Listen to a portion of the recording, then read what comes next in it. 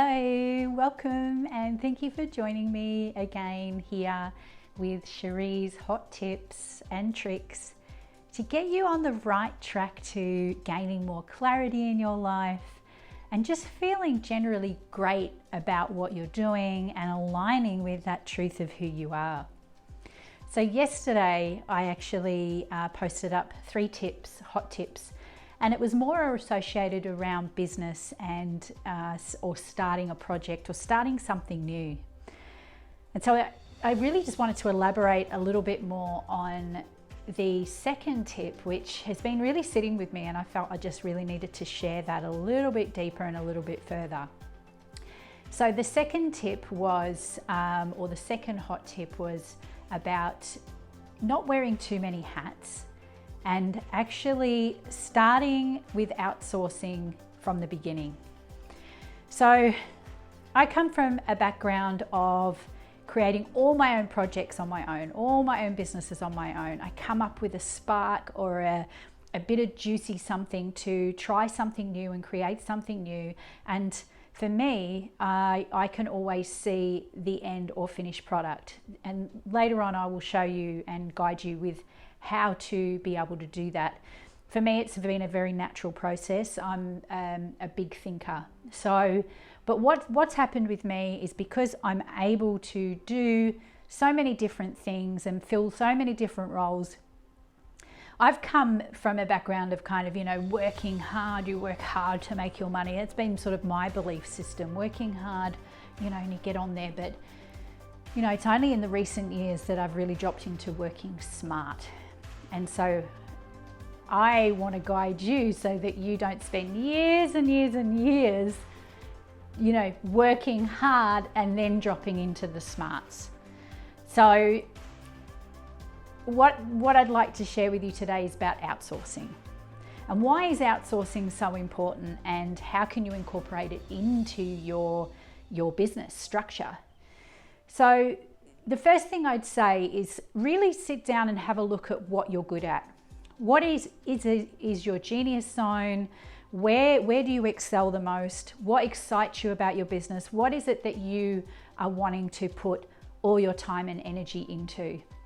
Because it's going to be very important for you to be working on your business with a balance of working within the business as well. And that is something I'll go into later on. There's a very big difference. So this can be for a new project, business, or anything. So sitting down and actually asking yourself the question, what do I do best? I've got a great idea. What are the components that I know that I can just roll out easy without even thinking about it? What are the components? So I'd be doing 2 columns. And what are the components that, take a bit of extra effort, or you feel that you need to learn about, or it's a new skill, or, it might be accounting and you go, God, I have no idea how to do my books. And I'm in no way knocking anyone who does the whole thing themselves. I'm just coming from a point of view of someone who's built up a business for the overseas market and worked with teams of people and employing staff, where in the end, if you want to control everything and do everything yourself, it's actually it's detrimental to yourself and your own growth of the business or of the project. Whereas if you learn to delegate and actually share the load and trust people from day dot, you're going to have more success and not be wasting time and money and energy and effort on trying to do everything yourself. There's a lot of us who like to control the reins and make sure it's getting done right. And I do hear a lot when I coach people in their businesses now, and I do hear a lot of, I can do it better myself. I can do it better myself. But I just want to share this with you and say, well, if you can do it better yourself and you're wanting to expand and grow, how is that going to look in the next few years when you've got more staff, more people, and you're still trying to hold the purse strings and the reins and the control, and not giving your staff or giving your co-workers or give your collaborative people around you the opportunity for them to step into their genius zone and step into their power and their energy and their strengths and gifts of what they've got to offer the world. So what happens is we actually hold others back when we do that. So I remember, I'm just going to give you an example. I had a florist shop for many years, and I had many different casuals and part-time staff coming through. I did have my full-time staff, but I had many staff and many different, casuals coming through, often young girls and young women.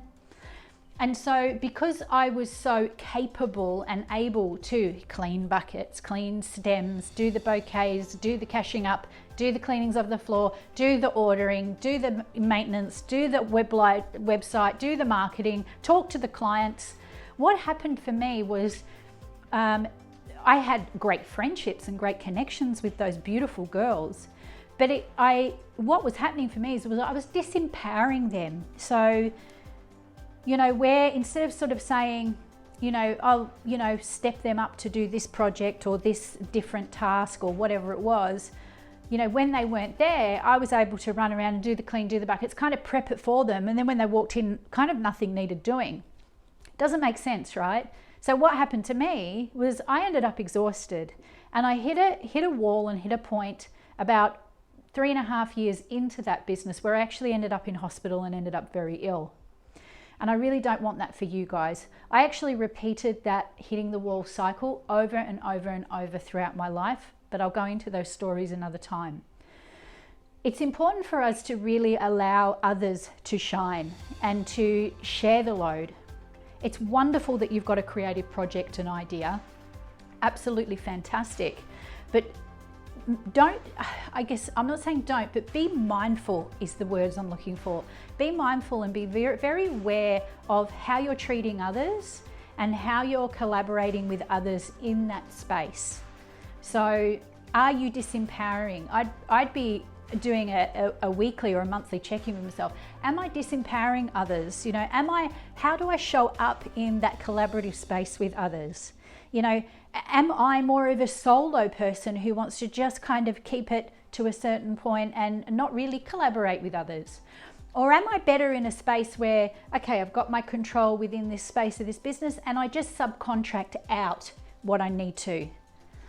So I'm kind of doing a full spin round back to the outsourcing, but long story short is trust yourself enough to know, and I'm only speaking from experience, I can only share from my heart of hearts to you that be mindful that where are you disempowering, where can you actually hand over something that is not in your genius zone, where you might be spending hours and hours and hours on trying to learn a new skill, which is taking you away from your primary focus, and that's to build something over here or create something over here that's really, really, truly magical and need your time. Recognizing where you can outsource from day one is so important. And I'm saying that this is so important because I spent so many years not doing it. Outsource where you can. You then make relationships with people, you build collaborations, you build partnerships with others that really can then start to expand your awareness and actually open you up to, oh, what else is going on out there besides me just working in my flow zone here. Collaboration, partnerships are wonderful if they're done right, and don't be scared of stepping into that with somebody.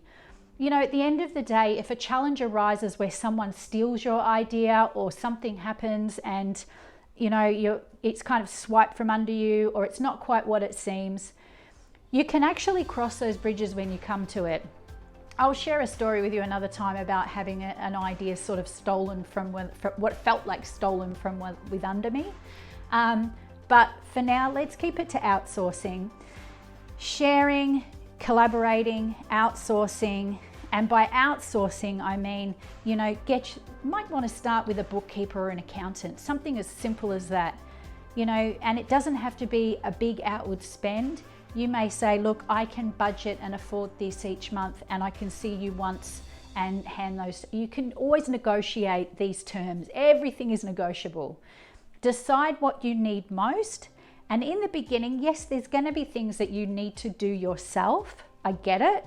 There's going to be things that you can't necessarily afford or is not in the budget to do yourself, and you're going to do it really simply. But where you can outsource the important things, like maybe things like design, accounting, bookkeeping, marketing, anything like that, or even the actual making of, if it's a product, where there might be a manufacturer or a creator that can do that for you. There's so many aspects to outsourcing that really excite me. I'm excited about it because I only stepped into trusting outsourcing very late on in my entrepreneurial journey. So I'm in 10 minutes, I'm just going to cut this now. So that's my story, that's my share for the week on outsourcing. I wish you all a fantastic day, and I look forward to seeing you all soon.